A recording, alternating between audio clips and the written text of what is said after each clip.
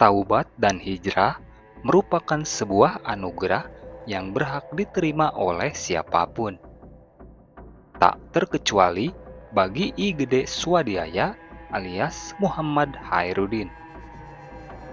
Bagaimana tidak, dulunya ia merupakan preman sakti hingga kebal bacok, bahkan mengaku pernah tiduri ratusan wanita hingga hobi datang ke dukun-dukun sakti. Sosoknya tegas namun ramah, sorot matanya tajam, narasi-narasinya lugas terukur. Tangannya terlihat masih kekar berurat, serta tato 3 naga mengukir di tubuhnya.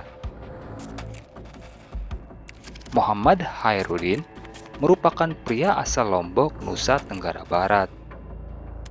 Merantau ke Bali pada tahun 1997 dengan berbekal beragam ilmu kesaktian, mulai kebal bacok hingga anti bengep yang ia dapatkan dari dukun-dukun sakti di daerahnya.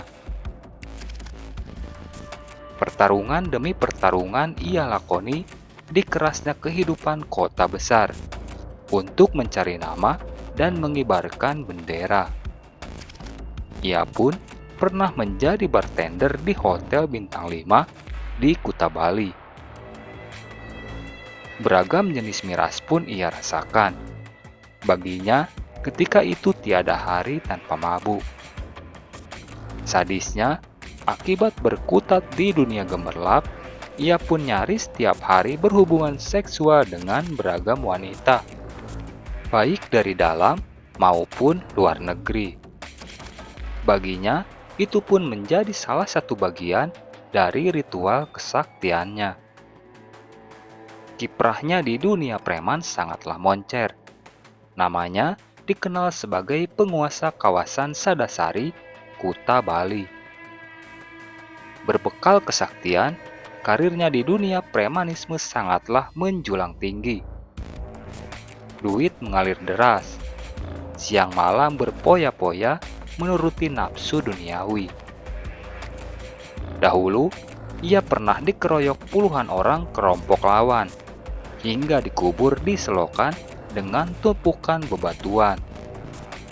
Ia pun disangka mati, padahal ia masih hidup dan baik-baik saja. Begitu bangun, dia langsung mendatangi markas lawan yang mengeroyoknya.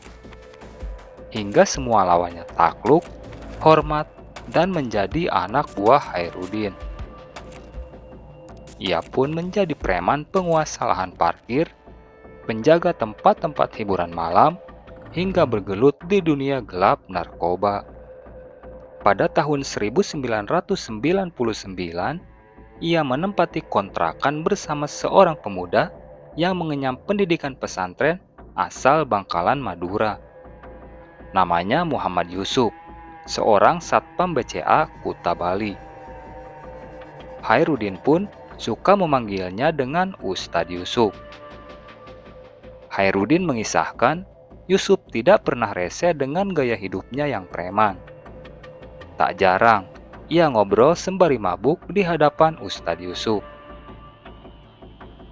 Yusuf sesekali hanya mengingatkan, jaga kesehatan dan jangan mabuk terus. Hingga suatu ketika, Khairuddin datang saat Yusuf sedang persiapan sholat.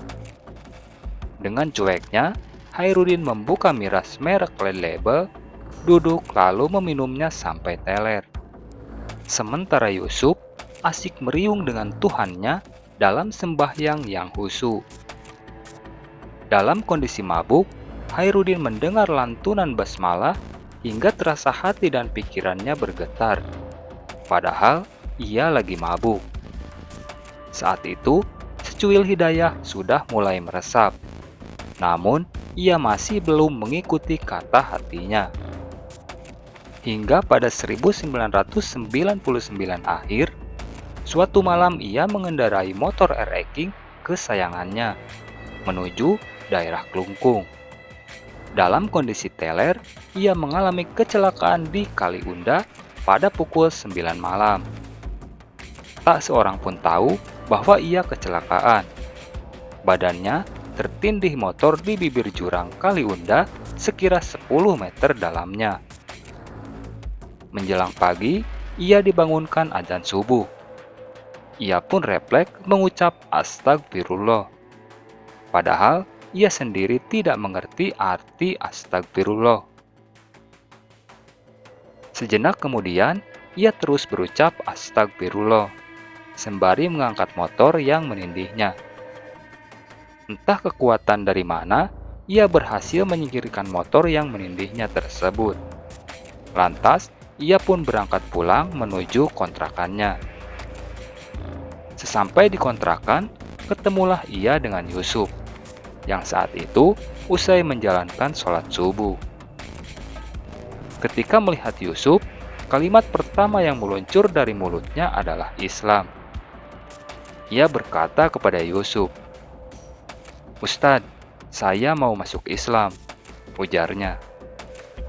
Yusuf pun kaget dan mengiranya kesurupan. "Kamu kenapa?" "Kesurupan," tanya Yusuf. "Tidak Ustadz, saya serius. Saya sangat serius," balas Hairudin. Keduanya lalu berdiskusi serius.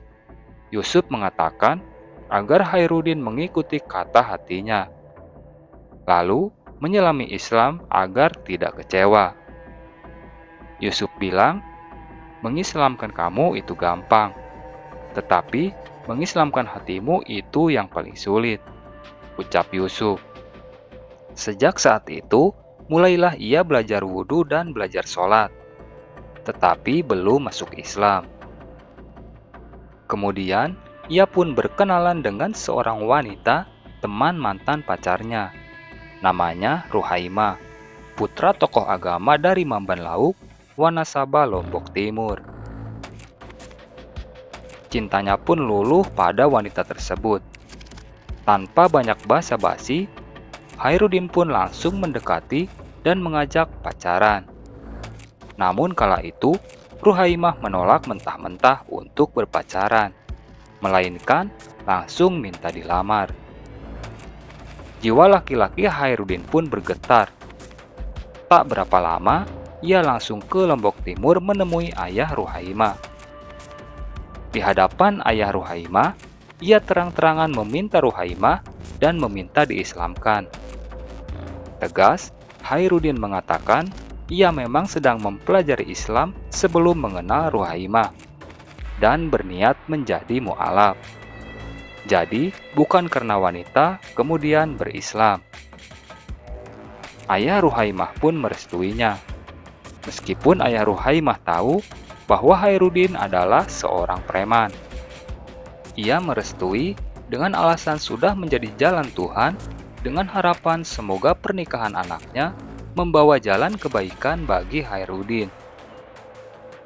Hairudin pun kemudian dihitan, berislam, dan menikahi pujaan hatinya.